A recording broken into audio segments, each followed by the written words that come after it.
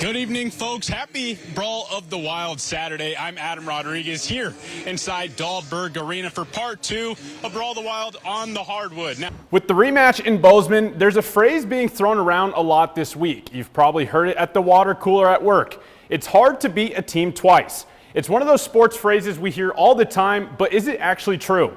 Well, I did some digging to try and find out. Now let's start with the Cats' history of the repeated game. It hasn't happened much since joining this level. it's not just a number that lives on the front or back of a jersey. It lives in the heart of a program.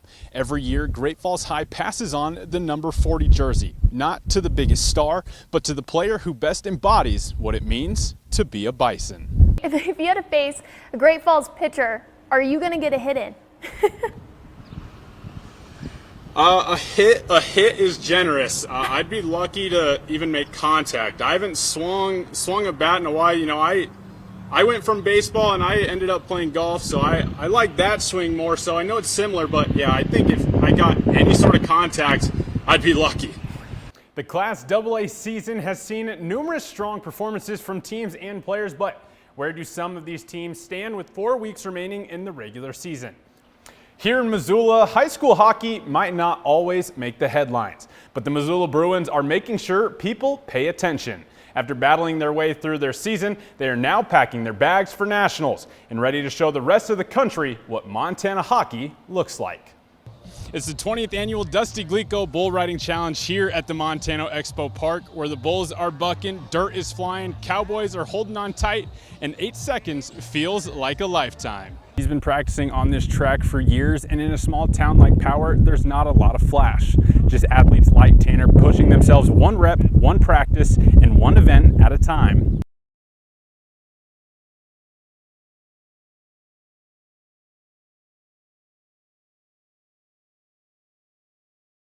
At Great Falls High, confidence isn't something you talk about, it's something you show on the mat. For junior Cale Florshinger, belief has fueled a perfect season so far and turned expectations into motivation. Great Falls, Cale Florshinger. I just kind of have had the mindset that I'm that guy and just keep looking to do what I do, keep replicating what I know how to do, and just keep wrestling. That mindset has paid off. A back-to-back state champion and unbeaten this season, Florshinger knows what comes with being on top, including the pressure that follows. Earlier this year I was struggling with some mental stuff, like, you know, I should just be dominating, whatever. I kind of just go back to reality. You know, we're all human beings, and at the end of the day, all you can do is just step out on the mat and wrestle, do what you know how to do. So that's kind of my mindset this season. Instead of chasing perfection, Florshinger focused on presence and on becoming someone others could follow. Yeah, for sure. I just try and lead by example, always doing the right things, work ethic, you know, character. You know, I know I haven't lost this year, but whether I lose, it's kind of a thing where the underclassmen look at it as like, what would he do or what would I do in this moment? You know, and I just try to, moments like those, I just really try and separate myself on that leadership scale and just show them what a leader should be like. That leadership and consistency has already opened the next door. Florshinger committed to Wyoming, turning a childhood dream into a Division I future. It's very exciting. It's been a dream of mine since I was a little kid to go wrestle at the D1 level. In a place like Wyoming, I just see myself fit there, and you know, I'm just excited to see how I can grow, not just as a wrestler, but as a person there. And with an unbeaten record, Florshinger isn't just winning, he's the standard, with every wrestler in his division chasing him. Yeah, definitely a little bit. You know, I like to compete. I like to have tough matches. And, you know, I think that's really where my style shows, when I compete and, you know, when people are wrestling with me at their best level. And so I like when I have a challenge, adversity. So, back-to-back state champ, undefeated this season, and still, Cale Florshinger thrives when the spotlight and the challenge is on him. Reporting for SWX Montana, I'm Adam Rodriguez. The old saying goes, third time's the charm. And for the Glacier High Wolfpack, that couldn't be more true. After 2 straight years of heartbreak in the Class AA title game, the Wolfpack have finally reached the top of the mountain. Yeah, man, at the start of the season, this team wanted to achieve that after losing the last two, and I'm so proud of this team, how we overcame adversity, how we grew throughout the years, and I'm just, dude, I can't express how I'm feeling right now. I'm full of joy, man. And I'm just so proud of them because when a bunch of teammates, a bunch of brothers come together to accomplish something great, that's what it's all about. And to see them do it, I'm just so happy for them. Maybe I'm proud of them, but I'm so happy for them. Glacier didn't just win their way through the playoffs, they dominated, scoring 93 points in 3 games and holding their opponents to just 10.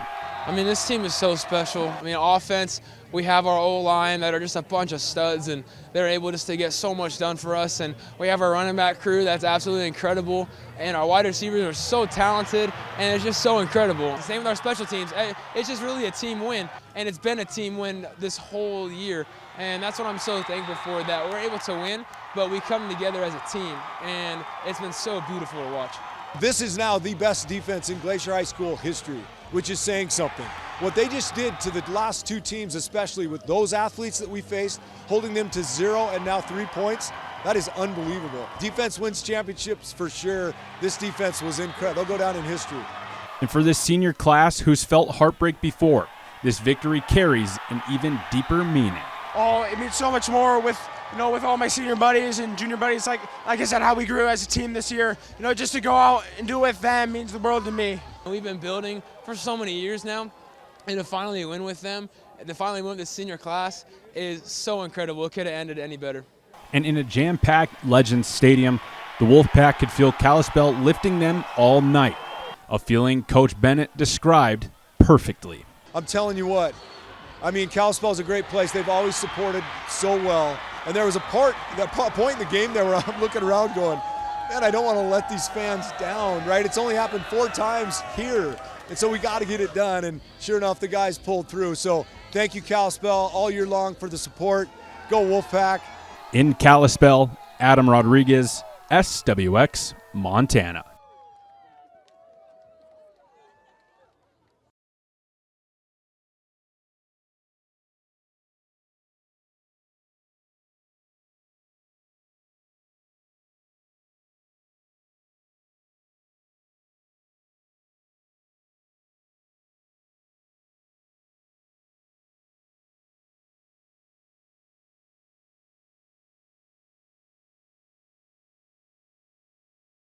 Grizz men's basketball team welcomed in Idaho.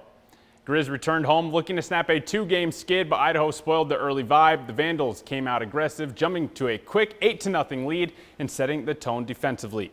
Montana struggled to find rhythm in the first half, shooting poorly and managing just 19 points before the break as Idaho took a 29-19 lead into halftime. But the second half, that was a completely different story. Tyler Thompson ignited the offense with a barrage of 3-pointers, sparking a surge that brought the Grizz back into the game. The energy shifted, the shots started falling, and Montana began to control the tempo. Big plays followed, including a thunderous putback jam from Tajon Sawyer that pretty much brought the crowd to life. Montana showcased its depth with 5 players scoring in double figures, led by Brooklyn Hicks, 12 points off the bench after pouring in 54 second-half points. The Grizz completed the comeback and pulled away late, securing a 73-68 home victory. And it was a college basketball-filled weekend, so let's get started right here in Missoula. Travel on over to Dahlberg Arena as the Lady Grizz took on Weber State. Now, Montana Lady Grizz looking to bounce back from a couple losses, but it turned into a back-and-forth battle with the Weber State Wildcats. Montana got going early from deep. Schubert knocked down a pair of threes, finishing with 11 points on 50% shooting from beyond the arc. But Weber had an answer all night, led by Antoinette Emma Inopu, who controlled the paint and hit a buzzer beater at the end of the first to give the Wildcats a 17-13 lead after 1. Lady Grizz picked up the tempo in the second quarter. Dre Wacker fought through some big-time contact for some tough buckets, and Macy Donarski added a 3 as Montana shot 40% from deep in the quarter. Still, Weber stayed hot. Paris Lauro poured in 15 points, and Matt Koenig beat the halftime buzzer from long range to tie it at 30 at the break. Emma Inopu's 28 points powered the Wildcats to an 86-79 overtime win over Montana for the first win in Missoula in 20 years. We had plenty of basketball action take place this weekend from college to high school, and so we will start right here in Missoula over at Dahlberg Arena. the annual N7 game for Montana. As they rocked the clean teal unis that evening, the Grizz, they got the scoring started. Tejan Sawyer down low, and the big frame of his goes to work and gets the quick 2. But Idaho, they would answer quickly. Trouble down low turns into a pass out to Lachlan Brewer, and he hits all nylon. He finished with a second team high of 12 points. Now, this game was a lot of back and forth early. Grant Kepley, drive left, off the glass, and Trey Taylor, that man can fly, comes in and slams it home with 2. Grizz would try to grow a lead, but the Bengals kept answering. A nice find to Martin Keel. And with the clean 3, that makes it 33-30 Grizz with seconds before the break in. Before the break, Money Williams has plenty of time to cook, snatches some ankles, looks at the defender, and yeah, you know he's making that one, and Money knows that one was nasty. Grizz would lead it 35-30 at the break. Second half, Grizz blew it wide open. They got out to a 52-35 lead early in the second half, would shoot the rock just under 50% from the field, and hold off a Bengals comeback attempt and win it 69-60 and move to 6-2 in Big Sky play.